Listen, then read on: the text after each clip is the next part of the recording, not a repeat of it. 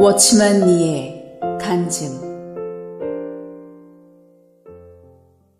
출생 전에 이미 바쳐짐. 나의 출생은 어떤 면으로는 기도의 응답을 받은 하나의 증거라고 말할 수 있습니다.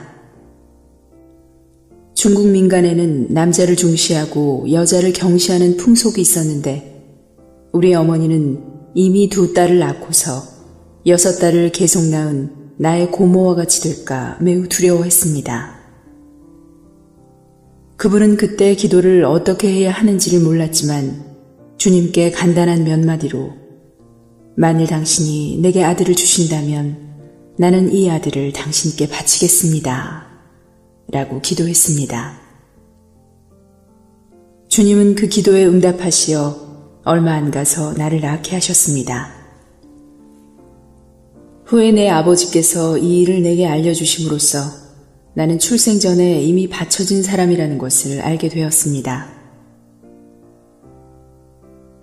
구원받고 동시에 부르심 받음. 1920년 내가 17세였을 때 나는 구원을 받았습니다. 많은 사람들에게 있어서 그들이 주님을 믿는 것은 구원을 받아 죄를 벗어나는 것까지를 말합니다. 그러나 내 경우에 있어서는 그의 종이 되어 그를 섬기라는 주의 부르심에 응답해야 하는 문제가 있었습니다. 나는 이것에 대한 대가가 너무도 큰 것임을 잘 알았으므로 속에 갈등이 있었습니다. 그러나 주님은 나를 그냥 지나치시지 않았고 갈등은 계속되었습니다. 나는 내가 구원을 받은 것이 양면적이라는 것, 곧 한 면은 그리스도를 나의 구주로 영접하는 것이요 또 한 면은 그를 내 주인으로 영접하여 섬겨야 하는 것임을 알았습니다. 그해 4월 29일 밤, 나 혼자 방 안에 있었을 때 나는 주님을 영접해야 하느냐, 영접하지 말아야 하느냐의 결정을 내릴 수가 없었습니다. 처음에 나는 달게 받아들이지 못했습니다. 그러나 다시 한번 기도할 때 너무도 큰 나의 죄를 발견하게 되었고 오직 주 예수만이 나를 구원할 수 있다는 것을 보았습니다. 나는 그때 주님께서 십자가 위에서 못 박힌 2 손을 내밀어 날 맞으며 나는 여기에서 내가 날 영접하기를 기다리고 있다 고 말씀하시는 것을 보았습니다. 이 사랑이 마침내 나를 정복했습니다. 이전에 나는 다른 사람이 예수 믿는 것을 비웃었으나 그날 저녁 나는 십자가에서 피 흘려 죽은 주님의 사랑을 체험하고 눈물로 죄를 자복하며 주께 사해 주시기를 구하며 주님을 영접했습니다. 또한 이 큰 사랑으로 인하여 나는 내 일생 동안 그를 섬기기를 원하게 되었습니다. 기도한 후 나는 전에는 맛보지 못한 기쁨과 평강을 맛보게 되었습니다. 그때 방 안에는 빛이 충만한 것 같았습니다. 나는 주님께 말했습니다. 아, 주여, 당신은 나를 은혜로 대하셨습니다. 커다란 변화. 지금 이 자리에 앉아있는 사람들 중에서 3사람은 나의 동창생입니다. 특별히 위강희 형제는 항상 학교의 규칙을 범하던 나의 이전 나쁜 행실을 간증할 수 있는 사람입니다. 하나님께서 주신 나의 작은 총명으로 매 시험마다 나는 쉽게 으뜸을 차지할 수 있었습니다.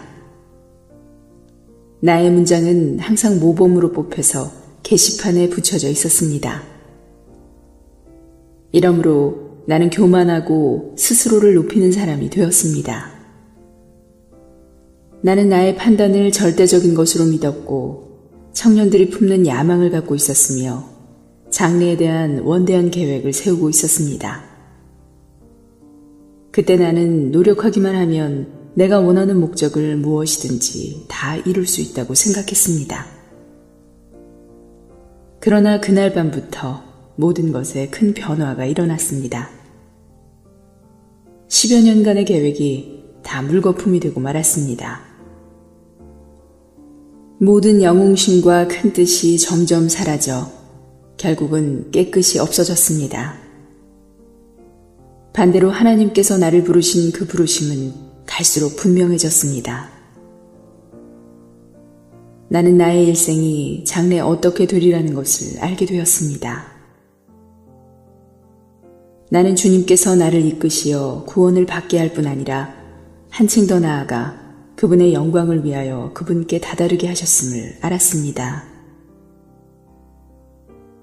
하나님은 나를 부르시어 내가 그분의 종이 되어 그분을 섬기고 그분과 동역하도록 하신 것입니다. 전에 나는 전도하는 일을 업신여겼습니다.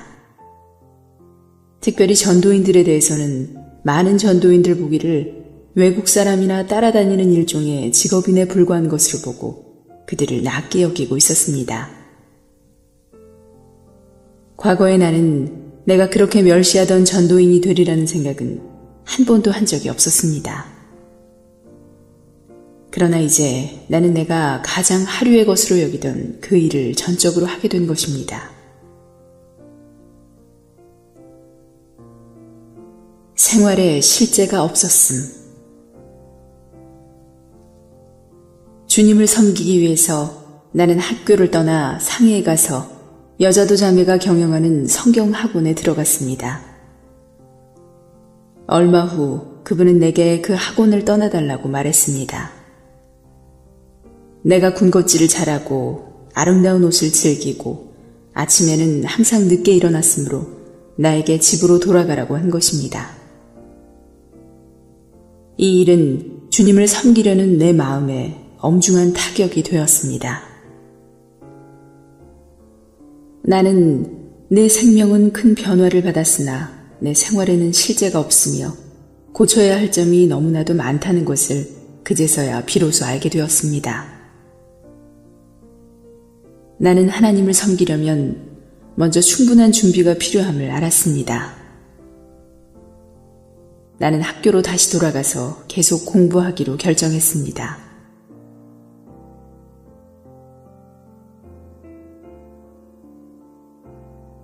사역에 능력이 없었음. 학교에서 동급생들이 소설을 읽을 때 나는 한쪽에서 성경을 읽었습니다. 나의 동급생들은 내게 많은 변화가 있음을 인정했습니다. 그러나 나의 옛 성질은 여전히 남아 있었기 때문에 나의 간증은 그리 강할 수가 없었습니다. 내가 기억하기에 그때 내가 위 형제에게도 간증했으나 그는 듣지 않았습니다. 나는 그들을 주님께 돌이키려는 마음으로 동급생들에게 간증했으나 1년이 지난 뒤에도 아무 효과가 없었습니다. 나는 이론을 잘 얘기하고 충분한 논리를 제시하면 효과가 있으리라고 생각했습니다. 그러나 어찌된 까닭인지 나의 일은 다른 사람에게서 아무런 능력을 갖지 못했습니다. 어느 날 나는 우연히 서양의 선교사인 그로스 씨를 만나게 되었습니다.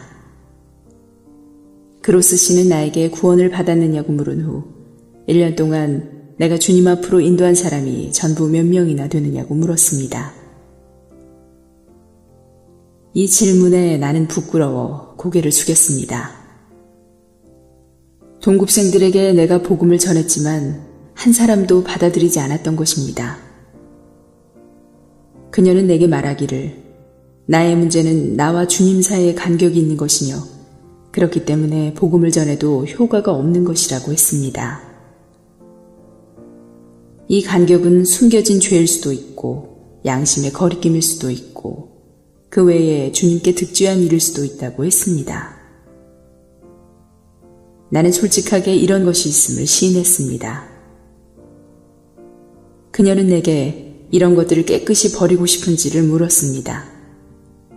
나는 원한다고 말했습니다. 그녀는 다시 내게 묻기를 사람들에게 어떻게 복음을 전했느냐고 했습니다.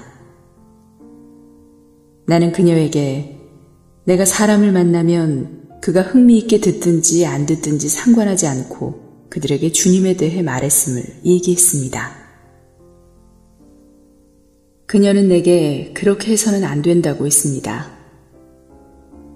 그녀는 내 친구들의 이름을 수첩에 적어서 항상 그들을 위해 기도하고 그 후에 하나님께서 말할 기회를 주시기를 기다려야 한다고 했습니다. 그들을 위하여 기도함. 나는 돌아온 후 곧 죄를 해결하고 주님께서 내 몸에서 일하시는 데에 지장이 있는 것들을 해결했습니다. 또 10명의 동창생 이름을 한 수첩에 적은 후 매일 그들을 위해 기도했습니다.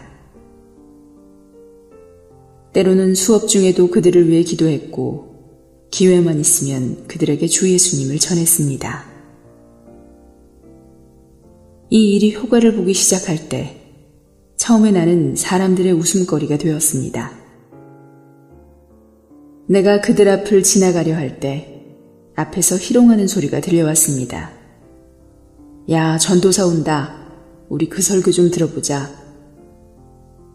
사실 그들 속에는 듣고 싶은 마음이 있었습니다. 나는 이 실패를 그로스 자매에게 얘기했습니다. 그녀는 거기에 대해서는 아무 말도 하지 않고 다만 그들이 구원받을 때까지 계속 기도하라고 했습니다. 주님의 은혜로 나는 주님을 의지하고 힘을 얻어서 매일 명단에 기록한 사람 하나하나를 위해 계속 기도했습니다. 이렇게 하여 몇 달이 지난 후 명단에 기록된 70명 중 1명을 제외한 69명이 다 구원을 받았습니다. 여기에 앉아있는 위강희 형제도 그 69명 중에 한 사람이었습니다.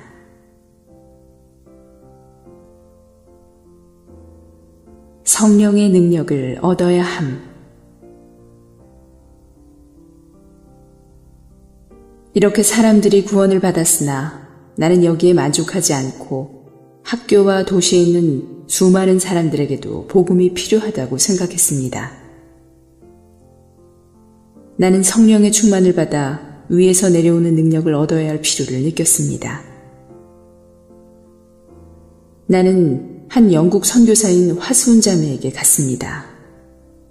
나는 그녀에게 물었습니다. 영적 능력을 얻으려면 성령의 충만을 받아야 하지요. 그녀는 말했습니다. 그렇다. 너는 반드시 내 자신을 하나님께 바쳐서 하나님께서 그분의 영을 내게 충만케 하시도록 해야 한다. 나는 내가 분명한 구원과 부르심을 받고 이미 내 생명을 하나님께 바쳤지만 여전히 영적 능력이 없는 것 같다고 말했습니다. 그녀는 내게 프리진 형제의 이야기를 들려주었습니다. 프리진 형제는 미국 사람으로서 중국에 온 일이 있었습니다. 그가 철학 박사 과정을 밟고 있을 때 그는 자기의 영적 상태에 대해 불만을 갖고 있었습니다. 그는 하나님께 그에게 믿지 않는 악한 마음이 있고 이길 수 없는 죄가 있으며 주님의 일에 대해서는 능력이 조금도 없다고 말씀드렸습니다. 그는 하나님께 성령을 충만케 해주시고 승리의 생활을 할 수 있게 해주시기를 기도했습니다. 그는 이러한 기도를 2주 동안 계속했습니다. 이상한 것은 하나님은 그에게 아무것도 주시지 않고 도리어 그에게 몇 가지 요구를 하신 것입니다. 하나님은 그에게 말씀하셨습니다. 내가 정말 승리의 생활을 하기 원하느냐? 그렇다면 너는 2달 후에 볼 박사시험을 포기해라. 나를 섬기는 데는 철학 박사가 필요 없다. 그는 너무도 난감했습니다. 그에게 있어서 박사 학위를 얻는 일은 자신만만한 일이었습니다. 그런데 어떻게 이곳을 버린단 말입니까? 그가 30년간 소망을 걸어왔던 것이 바로 이 박사 학위를 얻는 것이었는데 이것을 버리라고 하시니 하나님은 너무 잔인하시지 않습니까? 이러한 전쟁이 그의 안에서 2달 동안 계속되었고 결국에는 주님께서 승리하셨습니다. 그는 한 통의 편지를 대학 당국에 보내어 그가 다음 주에 있는 학위 시험에 불참할 것임을 통지했습니다. 그 일은 이렇게 결정된 것입니다. 그날 저녁 그는 몹시 피로했고 그 이튿날의 집회에서 무슨 말씀을 전해야 할지 알 수 없었습니다. 이튿날 그는 회중에게 말했습니다. 오늘 나는 무슨 말을 해야 할지 모르겠습니다. 나는 다만 한 사람이 주님께 복종한 일에 대해 말하고 싶습니다. 그날 회중의 4분의 3이 새롭게 일어났고 그 자신도 이로 인해 성령의 능력을 얻게 되었습니다. 그는 후에 말했습니다. 내가 만일 결과가 이런 것임을 더 일찍 알았더라면 나는 좀 더 일찍 하나님께 복종했을 것이다. 그는 그 후 주님께서 중히 쓰시는 사람이 되었습니다. 프리진 형제의 이야기는 나를 감격했습니다. 나는 주님께 말했습니다. 주여, 나와 당신 사이의 간격을 제거하겠사오니 나로 성령의 충만을 받게 하소서. 이리하여 1920년부터 1922년까지 나는 300여 명에게 사과하고 그들에게 용서를 빌었습니다. 그러나 내 느낌에서는 여전히 하나님과 나 사이에 간격이 남아 있었습니다. 나는 다시 일하려 노력했으나 위로부터 내려오는 능력은 없었고 사역의 효과도 별로 없었습니다. 마음을 다하여 그분을 사랑해야 함. 어느 날 나는 설교 제목을 찾기 위해 성경을 보고 있었습니다. 그때 읽은 것은 하늘에서는 주 외에 누가 내게 있으리요 땅에서는 주밖에 나의 사모할 자 없나이다 였습니다. 나는 내 자신에게 말했습니다. 시편 기자는 이렇게 말할 수 있었지만 나는 할 수 없다. 내가 할 수 없는 원인은 바로 그때 내가 지금 내 아내 된 여자를 사랑하는 데 있었습니다. 내가 그녀에게 주님에 대해 얘기할 때마다 내게 돌아온 답은 웃음뿐이었습니다. 이것은 10년 전의 일이었습니다. 그 당시 그녀는 그리스도인이 아니었습니다. 그러나 나는 오늘 많은 청년들이 그러하듯 그녀를 열렬히 사랑했습니다. 내 느낌에는 그녀를 향한 내 마음이 너무 열렬하기 때문에 나와 주님 사이에 다툼이 있는 것으로 느껴졌습니다. 나는 그녀를 버릴 수 없었습니다. 그녀는 내 마음 안에서 너무도 중요한 위치를 차지하고 있었습니다. 나는 하나님께 이 일에 대해서만은 간섭하지 말아달라고 했습니다. 심지어 나는 황무한 땅 티베트까지라도 가서 전도하겠고 하나님을 위한 많은 사업을 하겠으니 나의 애정만은 간섭하지 말고 나의 사랑하는 사람만은 버리지 말게 해달라고 하나님께 제의했습니다. 그러나 하나님은 일단 이 일을 제기한 후에는 돌이키지 않으셨습니다. 주님은 나에게 그 사랑을 버리고 마음을 다하여 주님을 사랑하라고 하시는 것이었습니다. 나는 공부에도 흥미가 없었고 기도도 잘 할 수 없었습니다. 나는 계속 성령의 충만을 받기 원했지만 시편의 그 말은 감히 할 수 없었습니다. 어느 날 나는 마침내 하나님께 말했습니다. 주여, 나는 그녀와의 관계를 포기하겠습니다. 이때 나는 전에 누리지 못했던 큰 기쁨을 누리게 되었습니다. 구원받았을 때 나는 죄짐을 벗어났습니다. 나는 나와 하나님 사이에 있는 장애물을 해결하고 완전히 깨끗이 하여 내 무거운 짐을 벗어버렸습니다. 나는 분명히 기억합니다. 그날 나는 아름다운 옷을 벗어버리고 평범한 옷으로 갈아입은 후 부엌에 들어가 풀을 쑤어서 전도지와 함께 가지고 나가 한 장 한 장 붙이기도 하고 지나가는 사람에게 나누어 주기도 했습니다. 과거에는 복주에서 이런 일을 한 사람이 없었습니다. 1922년 2학기 때 나는 매일 수첩에 적힌 동창생들을 위해 기도했고 그 중에 많은 사람들이 구원을 받았습니다. 구원받는 사람들이 갈수록 많아졌기 때문에 다음 해부터 우리는 그 많은 사람들을 받아들여 집회하기 위해 좀 더 큰 장소를 빌려야 했습니다. 내가 기억하기로는 그때 수첩에 기록된 사람 중에서 한 사람을 제외하고는 다 구원을 받았습니다. 가장 귀한 공과를 배움. 그때 우리에게는 7명의 동역자가 있어서 매주 금요일에 같이 모였습니다. 그러나 그 시간의 대부분을 나와 인도하는 한 형제와의 변론으로 다 소비했습니다. 이 형제는 나보다 5살 위였습니다. 청년이었던 우리들은 모두 각자의 의견을 내세우며 상대방의 생각을 비판했습니다. 때로 나는 혈기도 냈습니다. 그러나 내 자신의 잘못은 인정하지 않았습니다. 그때 나는 토요일마다 화수은 자매에게 가서 그녀에게 그 형제의 태도에 대해 호소하고 우리 가운데 있는 분쟁을 화해시켜주며 그 형제의 잘못을 고쳐달라고 했습니다. 화수은 자매는 나를 꾸짖으며 성경에서 젊은이는 나이 많은 자에게 순종하라고 했으니 너는 그에게 순종해야 마땅하다 라고 말하는 것이었습니다. 나는 이 말에 복종하지 않고 나 자신을 변명했습니다. 나는 그렇게 할 수 없습니다.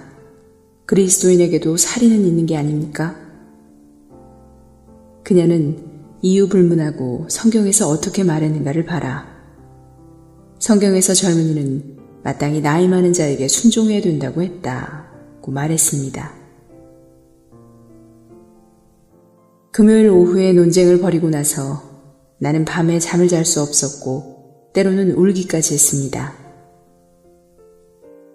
토요일에는 화수은 자매에게 가서 호소하며 그녀에게 나의 억울함을 풀어달라고 했습니다. 그러나 그녀의 답변을 듣고 집에 돌아오면서 나는 또다시 울었습니다.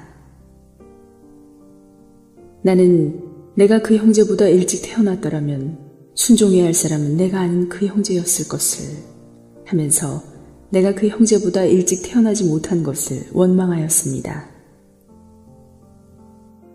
언젠가 나는 그 변론 중에서 나의 의견이 너무도 옳은 것임을 느끼고 그녀에게 내가 어떻게 옳고 그 형제가 어떻게 틀렸는가를 설명했습니다. 나는 이번에는 틀림없이 내가 이긴 것으로 인정받으리라고 생각했습니다.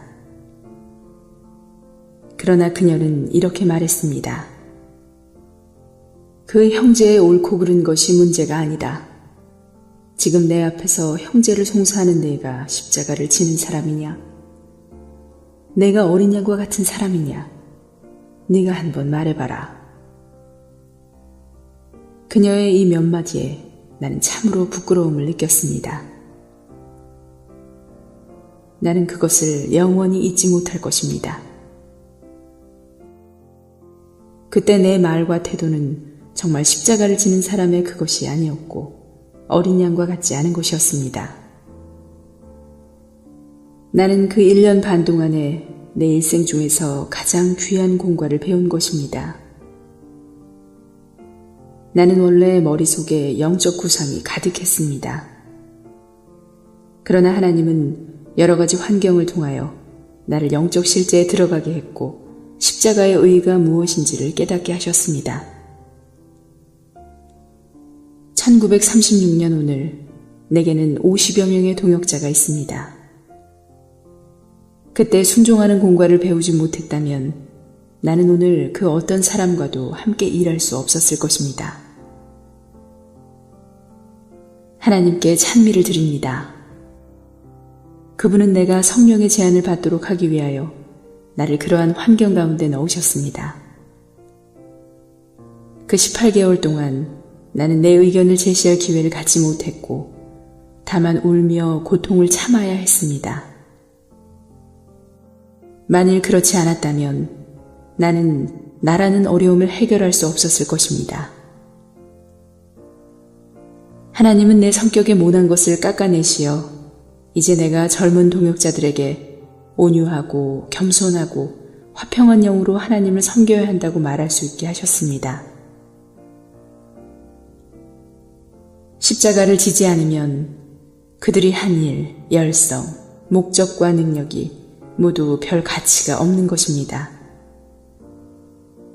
이 길을 걸어오면서 나는 나의 단점과 내 모든 것이 다 하나님의 손안에 있음을 인정하지 않을 수 없었습니다. 문제는 옳고 그름에 있는 것이 아니고 내가 십자가를 지는 사람이냐 아니냐에 있습니다. 교회 안에서는 옳은 것도 그른 것도 다 가치가 없는 것입니다. 중요한 것은 십자가를 지는 것이요 부서지는 것입니다. 이렇게 할 때 비로소 하나님의 생명을 나타낼 수 있고 그분의 뜻을 이룰 수 있습니다.